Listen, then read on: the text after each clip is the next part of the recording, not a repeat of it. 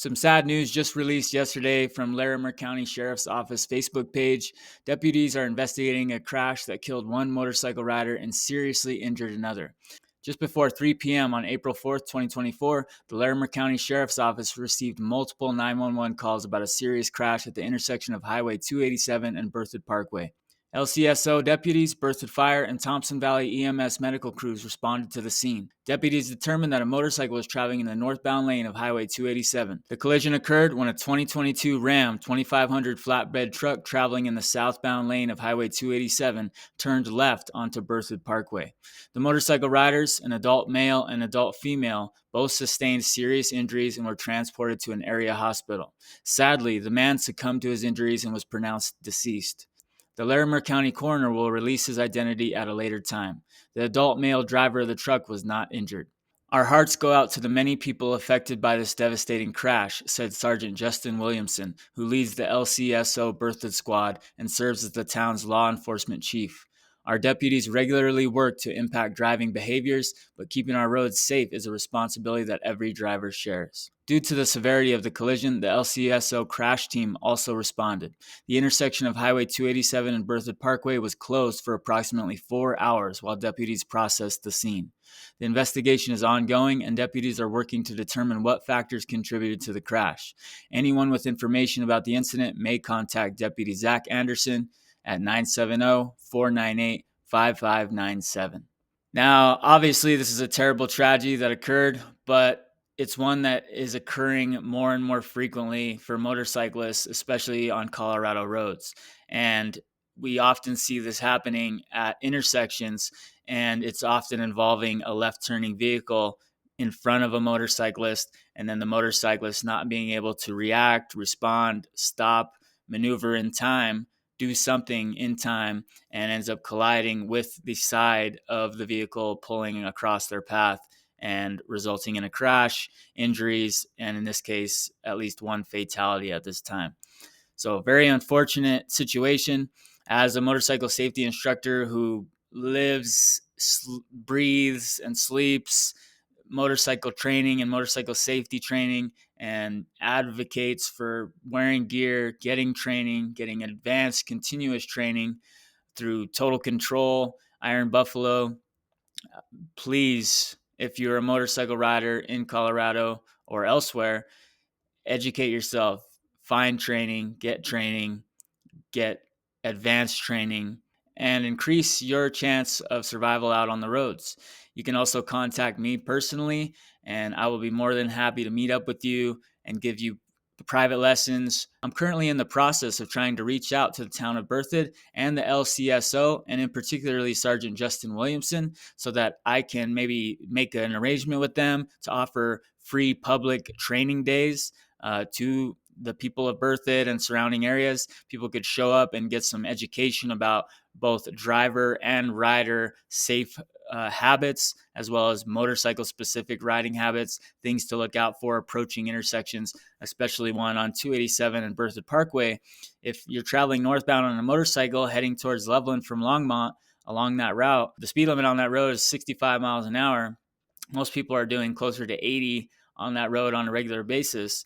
And if you're heading towards a light, whether it's a green light or not, if you see vehicles anywhere around that intersection, especially oncoming vehicles, perhaps in the left-hand turn lane, waiting to turn across your path, you need to understand that motorcycles are harder to see for most people, and most people aren't looking for bikes in the first place. And even if they are, it's very easy to look past the bike, not see a bike, period.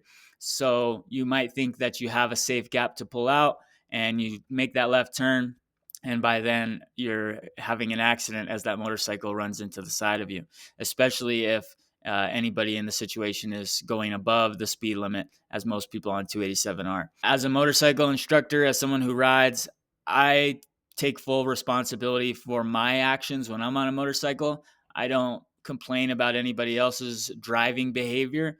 If somebody is cutting across my path or doing something that could put me in danger, it is my sole responsibility to take action, save my own life, keep myself safe.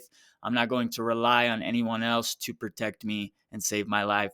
I'm going to be my own first line of defense, my own first responder, and I'm going to do what is needed to keep myself safe.